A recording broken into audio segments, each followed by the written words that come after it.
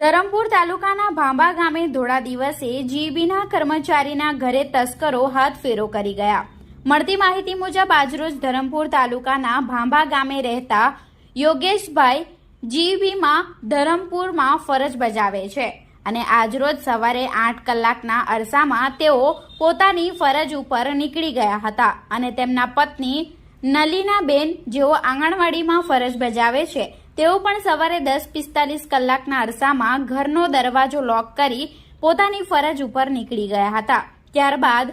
નલીનાબેન યોગેશભાઈ પટેલ આંગણવાડીમાંથી 3:30 વાગ્યાના અરસામાં પરત ફરી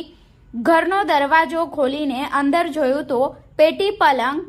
ખોલી નાખેલી હાલતમાં અને સામાન વેરવિખેર કરેલ હાલતમાં જોવા મળ્યો હતો અને બીજા રૂમમાં જઈ જોયું તો કબાટ ખોલી નાખેલ અને સામાન પણ વેરવિખેર હાલતમાં જોવા મળ્યું હતું, જેને લઈ